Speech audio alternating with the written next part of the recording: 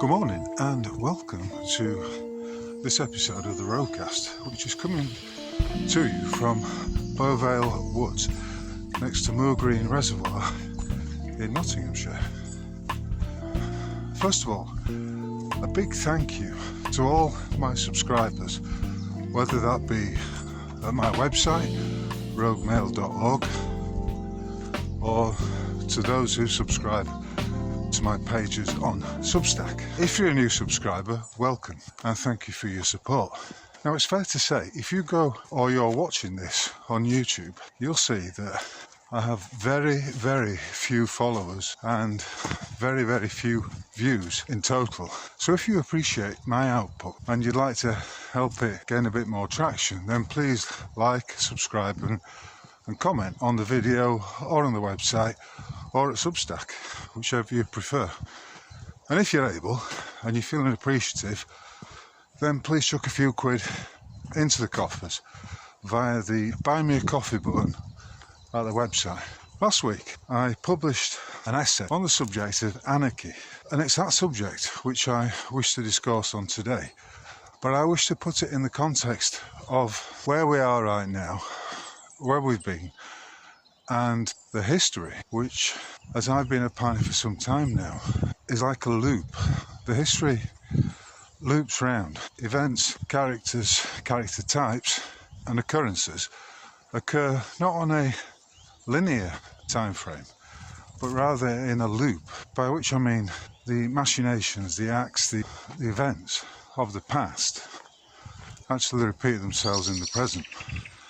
And by way of example, today is Palm Sunday, Easter Sunday. It's been a couple of weeks since I got out to the woods and made a roadcast, although I did go out on Good Friday with a couple of friends for a ramble in Cheshire on the western side of the Peak District at a place called Shuttlingslow, a hilltop if you like. It's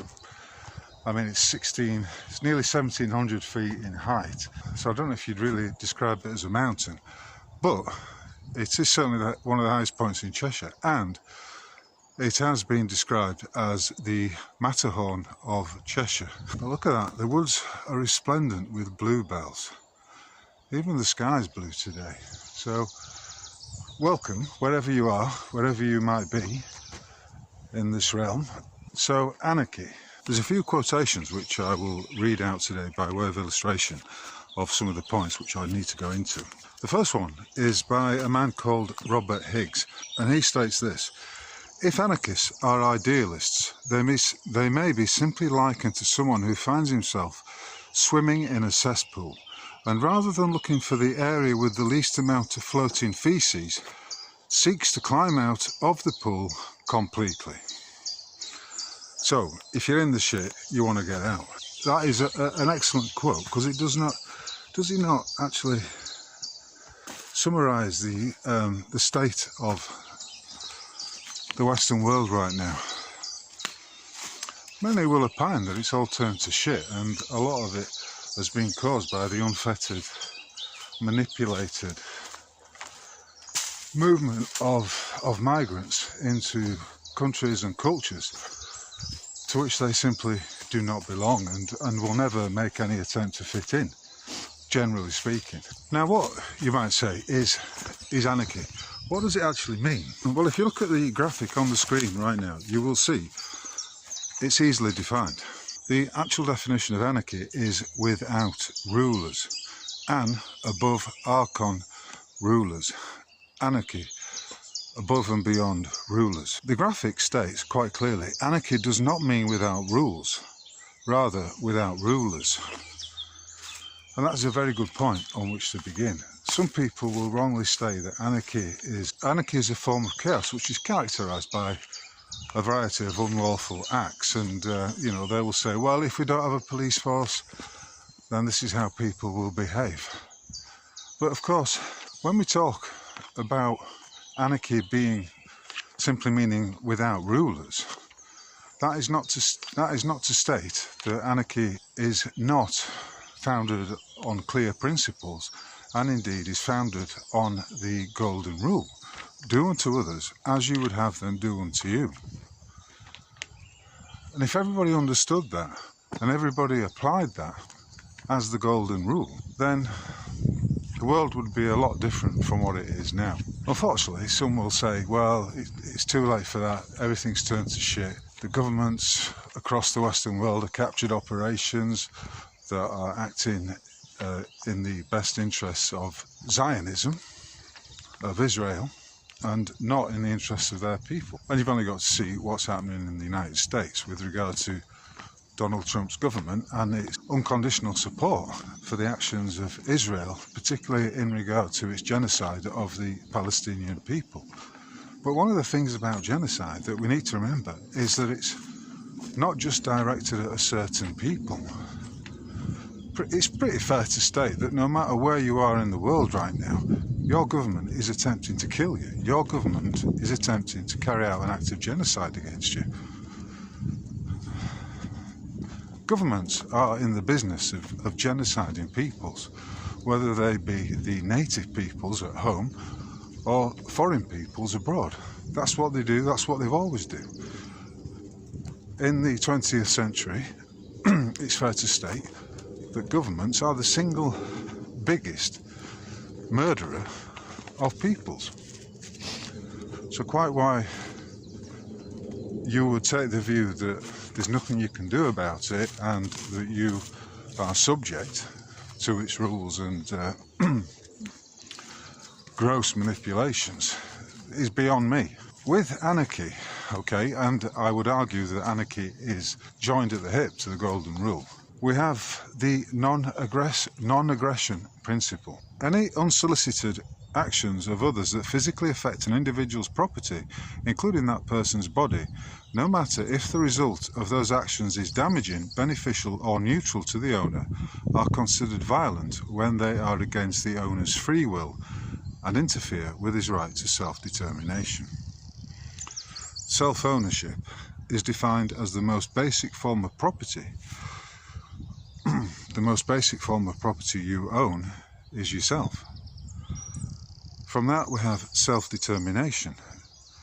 Freely choose the products you buy, freely choose the relationships you keep, and much more. So what we talk about here is essentially the voluntary nature of anarchism. Nobody coerces anybody else into doing something that they don't wish to do. It's all done voluntarily, and that of course includes various friendships and associations which are voluntary. They are not forced on you. You're not coerced into accepting a unlawful agreement, a non-existent agreement, which is what I talked about in the previous roadcast, which was on the subject of extortion, of how monies are extorted from the populace by way of fines, forfeitures, taxation and inflation, and how those monies, that plunder, is taken and used to genocide peoples not only in foreign countries but also at home. The fifth element of this slide is solve problems voluntarily. Every day you solve problems voluntarily without the influence of hierarchical authority. Coupled with that, we have the issue of statism, which is the religious-like belief in government and ultimately in government's ability to carry out acts of violence or aggression against those who do not follow lockstep with its agendas. And have we not seen that occurring over the last 5 years or so? So statism is a political system in which the state has substantial centralised control over social and economic affairs. But as I say, I would also state that statism is a religious belief, and it is one which is predicated on the notion that might is right. Might makes right. Governments, statism, use force to solve economic and social problems instead of voluntary, peaceful solutions. Number 8, taxation. Under the state, you're forced to pay taxes with the threat of imprisonment. If you escape or resist, you will be killed. Taxation goes against the non-aggression principle and the principle of self-ownership. Number 9. So which is it? Are you a statist or an anarchist? You're a statist if you believe violence is the answer to solving problems. You're an anarchist if you believe in peaceful and voluntary solutions to solve problems. Now, logically speaking, that pretty much lays out the reasons why I would describe myself as an anarchist. Not because I don't believe in the law, but because I am not a statist, and I don't believe that any government has the right, in any sense, to dominate and to force people into positions which they do not agree to. Another useful graphic is the slide on the screen now, which pretty much sums up anarchy most succinctly. You'll see that we have 4 images of 2 cows. Communism. You have 2 cows, you take care of them, the government takes the milk. Socialism. You have 2 cows, the government takes them and sells you the milk. Democracy. You have 2 cows, your neighbours decide what you do with them. Under anarchism, you have 2 cows and they are fucking yours. In the article, Anarchism is the Light, we have a clear definition in which the etymology of the term is outlined. So, I'm not bullshitting here. I am speaking specifically about what the term actually means. Anarchy, a noun. 1530s, meaning absence of government, from French anarchie, or directly from medieval Latin anarchia, from Greek anarchaia, lack of a leader, the state of people without a government. In Athens, used of the year of 30 tyrants, 404 BC, when there was no archon, abstract noun from anarchos, rulerless, from an, meaning without, plus archos, leader. So anarchy means without leaders. And voluntary association means truth in contracts, no third-party interloper, no deceptive dealings with each other, no fraud, only a lawful agreement between the parties. When we state that the law is do unto others as you would have them do unto you, then each and every individual who is in the agency of the financiers and the failing state is demonstrably acting unlawfully in his attempts to engineer consent, engage in extortion, and use force to claim monies that are not due or without agreement. After all, would they like to be treated in the same way? At this point, all said extortionists have is a feeble and disingenuous claim. Just pay us, and it will all go away. If that fails, the extortionists will resort to violence. Policy enforcers falsely operating as constables, debt collectors and bailiffs, council compliance officers, community protection agents, all of whom are, in the final analysis, statists, and you could argue simply a collection of thugs in the employ of the government. Now, over the last day or so, there have been a series of social media posts, from what I can gather, predominantly on TikTok, but also on X, which have pointed out the homosexual relationship, alleged homosexual relationship, between Keir Starmer and the Mohammedan known as Lord Ali. Jim Davison claimed that he had a video from CCTV of the pair of them engaging in some lewd conduct. That's all I know thus far. However, it does appear that there are gigantic attempts to cover up this story. But nevertheless, in the event this is true, and although I can't say I trust Jim Davidson, I seriously doubt that he's bullshitting and that that video does not exist. After all, it's claimed that Keir Starmer's wife, who may well be his beard in the light of these revelations, beard meaning she's there just as a prop almost, to deflect interest away from his alleged homosexuality. That means Keir Starmer's marriage is what they call a lavender marriage, but it's just a front.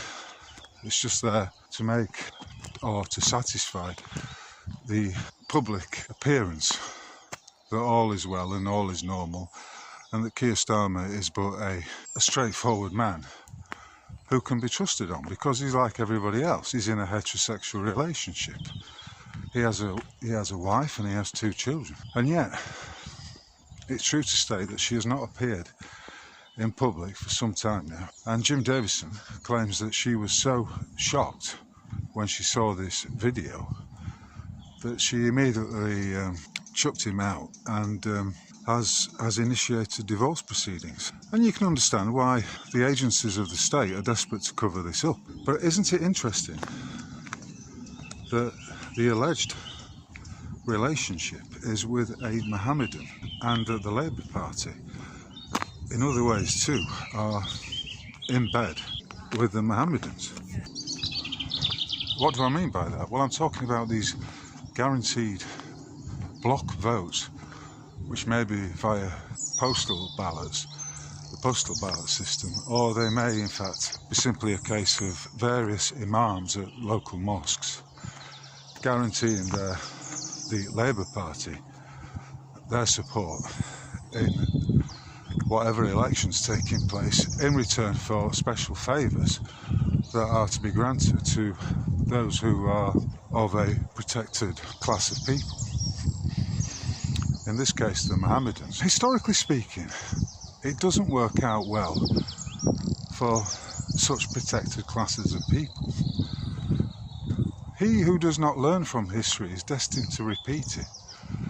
Today is Easter Sunday, Palm Sunday, and in 1290, which is 760 years ago, the King of England issued the Edict of Expulsion of the Jews. And if you look at the history of that time, the 13th century, this did not just happen at random, but it was a consequence of a series of events, of an outpouring of dissatisfaction at the protected status of the Jewish people in England at that time. And at various towns across England, particularly in the 1260s, there was an uprising, violent uprising, in which those followers of the Talmud were subjected to various acts of violence, and this culminated in the Edict of Expulsion. At that time, the Jews in England had to pay special tithes to the king, in return for which they were allowed to charge interest on the loans that they made. But the native peoples could not do that. If you were an Englishman in 13th century England and you made a loan, the law stated that you were only allowed to claim back the principal, in other words, the value of the loan that was made, whereas the Jewish financiers were, by royal decree, allowed to charge interest. And you'll see that some of the time, what happened was that there was a man called Simon de Montfort of Leicester who was involved in this, but what you saw was people getting evidently so fed up with this special treatment, as well as behaviours tied to usury and, you know, things like coin clipping. What happened was that Simon de Montfort and his followers would, in a series of attacks, I suppose, seized the paperwork, the alleged instruments of debt, a bit like a mortgage, a deed of mortgage, right? The Jews would issue these debts, and there would be a security, sometimes in the form of a mortgage, originally called the shita, a mortgage deed. We'll call these instruments of indebtedness, and they were held in safes and strong boxes and what have you. But at that time, if you did not have that instrument of indebtedness, then you couldn't collect. And if we spin forward 760 years to 2025, the same principle applies. But the British courts, rather than stating to the fake moneylenders when a possession claim is initiated, hold on, if you're going to make this claim, then you need to provide the original debt instrument, the original deed of mortgage, which was correctly executed at a time when the individual was the actual owner of the property in question to which the security is assigned. Then, if you can't provide that, then the claim has to be dismissed. That's the way it used to be, under the common law. But as I say, certain privileged classes of people are granted certain benefits, and this has always been the case.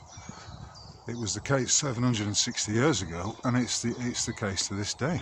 The point I'm making is that this never works out well, that ultimately the people will become so fed up, so pissed off at the inherent and demonstrable unfair treatment they're receiving in comparison in 2025 to the immigrant population and to the Mohammedans and the rest of them, including the Jewish community. I mean, some people will argue, and I've made the point, that Freemasonry is essentially Talmudic in its origins and in its doctrines, because it's preaching a belief that certain peoples are superior to other peoples, that the Freemason is superior to the profane, just as the Talmud will preach to its adherents that the follower of the Talmud, the Talmudist, is superior. In fact, that he is one of God's chosen people. He is superior to the Goyim, to the cattle, to the likes of thee and me. So, you know, following on from all of these followers of these various religions are essentially statists, in essence, because ultimately they believe that might is right. However, a right-thinking anarchist will acknowledge the fact that no man-made structure, entity, or collection of individuals operating as governors comes between him and his maker and the creator.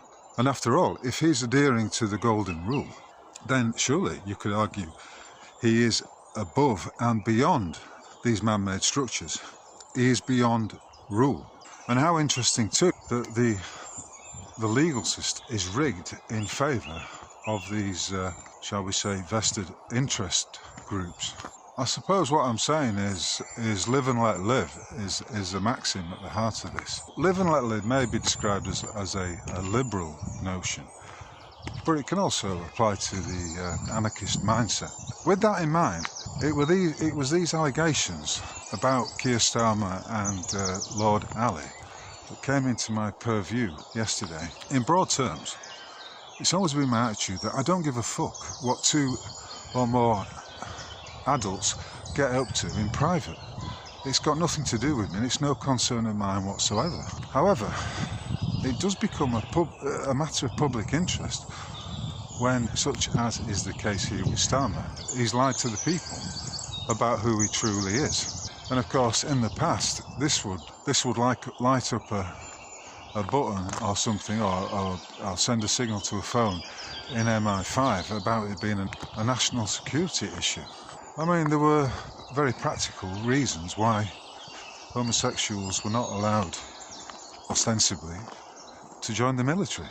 So what I'm saying is this: it doesn't really it's of no concern of mine what two individuals like Lord Ali and Starmer do or do not get up to in private. However, when one of them is purporting to be a morally correct character who has the right to rule over the populace and issue various decrees for and on behalf of his masters, when that individual is shown to be lying and immoral to the point where it is just blatant, then you could argue that he has renounced any right that he may be claiming to govern over the people. I actually think that the Labour government and Starmer is in deep shit over this. And if a D-notice was issued to stop the mainstream media talking about it, then that is taken to be their acknowledgement of just how dangerous a situation this is for them. Whichever way you look at it, and regardless of that, of his sexuality, Keir Stalin has become one of the most reviled prime ministers of recent times. I think we're getting to the point where his position is untenable, and he will be simply going the way of the other fly-by-nights, namely Sunak, Truss, Theresa May, David Cameron and the rest of them. Some would also put forward the view that when you have a fractious society wherein certain groups are granted privileged status to the detriment of the native peoples, then that may well be a recipe for civil war. Civil wars, of course, have certainly happened in the past. I mean, you've only got to think of the War of the Roses, the House of Lancaster versus the House of York, which raged on for 30 years, from 1455 to 1485. Then we had the Civil War of the Royalists versus the Parliamentarians and the rest of it. And you could say that, as I began at the beginning of this, that history does repeat itself, and we need to be aware of the potential for such an occurrence right now. I mean, some people will argue that Britain, like many other Western nations, is completely fucked, and that one of the problems has been the gradual disarmament of the peoples, which has taken place since the Second World War. After the Second World War, from what I understand, and I'm not that fucking old, but guns were widely available. And gradually, over the last 80 years, has it not been the case that the government has issued various diktats whereby you can only have a gun if it's licensed under their, if you're operating under their legal system? Some will say that the disarmament of the populace was necessary in order for government, and I think it applies to most of the governments across Europe. It was necessary in order that government was to become as powerful and all-consuming as it may well appear to be right now. I don't often read websites like this, but this is from Military Strategy magazine, and it's on the subject of civil war. It's by a man called David Betts. The title is Civil War Comes to the West, and it was published in the summer of 2023. In there he writes about civil war. In summation of this section, we may observe that civil wars for which the West is in store will be demarcated along ethnic lines, which on account of the relative distribution of population groups strongly suggests that they will have a distinctive rural versus urban character. Its strategic logic will be to cause the destruction of metropolitan centres through infrastructural attacks, with a view to causing cascading systemic failure leading to uncontrollable civil disorder generating further rapid decline. The tactics employed are plausible on account of the tenuous stability of modern cities at the best of times, a fact observed by reputable scholars that incipient revolutionaries have simply recognised. Moreover, it is not simply that the conditions are present in the West, it is rather that the conditions are nearing the ideal.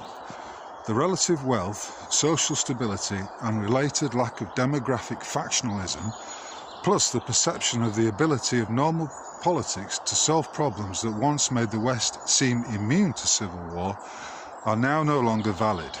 In fact, in each of these categories, the direction of pull is towards civil conflict. Increasingly, people perceive this to be the case, and their levels of confidence in government would seem to be declining even more in the face of the apparent unwillingness or inability of leaders to confront the situation honestly. Of course, one way for governments to deal with this, as we are seeing being unrolled, and it has been unrolled over the last 30 years, is the old divide and rule methodology. Keep the populace divided, keep them in their separate factions, and that way they are easier to control, and government can maintain its stranglehold over the peoples. The inherent danger of that is when you have so many factions who are rising up, if you like, or protesting or resisting the advancement of the technocratic society, that it becomes very, very difficult for the state to control, particularly as these narratives that it spins out continue to unravel. You know, take the Keir situation. If he's got to deal with this, that's going to weaken his ability to deal with the business of continuing the divide and rule policy. He won't have the resources to bring about and to maintain such a thing. So we are living in very interesting times. Are we heading towards a civil war, or is a civil war already occurring? You could argue that it is, that the government is demonstrably waging war against the native peoples, the indigenous peoples of the Isles of Britain. You could say it's here, that we're already in the midst of a civil war. You could argue, I suppose, that given the times that we're living in, given the fact that we are living in this epoch in which information is so readily available to us, that it is actually an information war, and that it's simply, in broader terms, about the battle between the forces of light and darkness, the forces of anarchy and statism. It's a battle between the truth and lies. The question, therefore, is, are you a statist, or are you an anarchist? To which does your heart lean? Which side, ultimately, going by your intuition, by your gut instincts, which side would you take in such circumstances as I've outlined today? Statism or anarchism? Anyway, I'm keeping it short today. Thank you very much for listening, if you got this far. If you enjoy my essays and my discourses, please consider taking out a subscription at Substack, where you will get first dibs, because for now at least, that's where my output is first posted. You can also take out a subscription to my email list at the roguemail.org site. That will mean you get a notification as soon as I publish anything. And I'd like to thank everybody who has chucked a few quid into the pot, whether it's via a paid subscription at Substack or via the Buy Me a Coffee button. It's truly appreciated right now, so thank you very much for that, and if you're able to do so, please consider it. From the bluebell-strewn woods near Beauvale Abbey, I'd like to thank you for listening today. All that remains for me to say is I wish you, each and every one of you, a splendid day. Take care, and I'll catch you on the flip side. Cheers.